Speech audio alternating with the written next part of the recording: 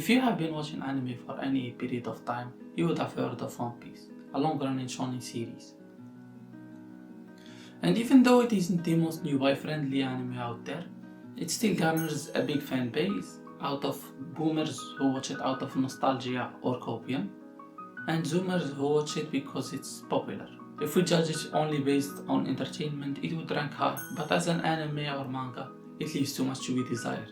Today I bring you an anime that have more potential than One Piece, but will never overcome it unless it becomes a weekly anime instead of a seasonal one. You asking which anime I'm talking about? I'm talking about Tower of God. Before I dive into my reasoning, let me give you an idea about what is Tower of God. The story revolves around Bam, a boy of unknown origins, who one day decided to enter the tower following his only friend Rachel, who entered the tower in order to become a star. Little does Bam know that the tower isn't your friendly neighbor's backyard, but instead it's a dark and terrifying place filled with organizations, mysteries, arduous trials, and monsters. Can Bam find Rachel whilst climbing the tower? Only by watching you will find out.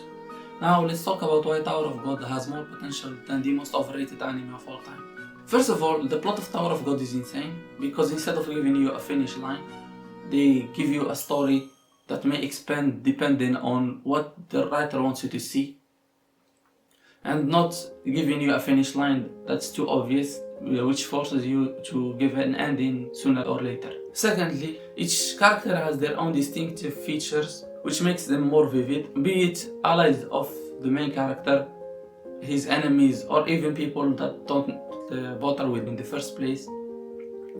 All of them are either impacted by Bam or impacts him in some way, which helps him in his development. Third, the world of Tower of God is insanely written, with the tower consisting of 135 floors, and each floor is 11 times bigger than planet Earth.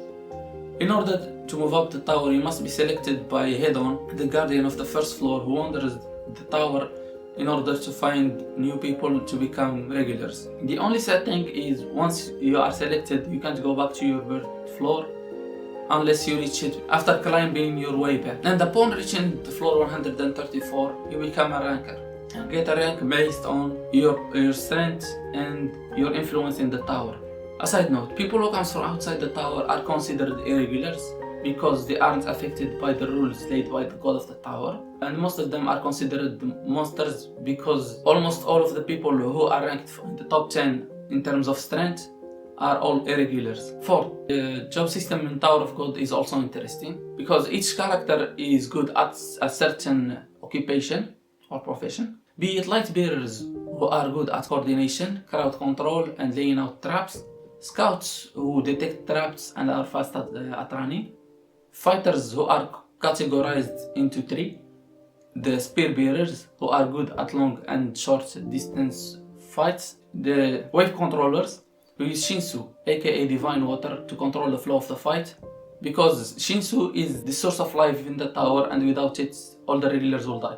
And finally, fishermen who use any kind of weapons, be it swords, axes, bare hand, you name it, they use it in order to fight, and most of the time they are the main source of damage of each team. The last thing I want to point out is that unlike One Piece, this anime has power ranking, so there is no BS carried by the plot, which is something became too normal in your everyday shonen. Now, after talking about the good parts about this anime, how about we talk about some things that need improvements? First of all, the pacing. And by the pacing, I don't talk about the speed of the arcs, but instead how they jump from the point of view of each character, which makes it a little bit hard to follow up, especially in the second season, which was more apparent compared to the first season that gave us a basic introduction around the tower. The second thing is the lack of the emotional track, because each episode has a spiral of emotions that may be conveyed way more if you have a sound that follows it or gives it a little bit of a boost. Yeah, something that gives you an impact of watching this anime. Lastly, the time skips. You don't feel the time skips, but you don't know which time they are at now. For example, this episode they are 5 years ago, and the next one they are in today. I mean, and you don't notice it unless you are paying attention, especially to what they are talking about.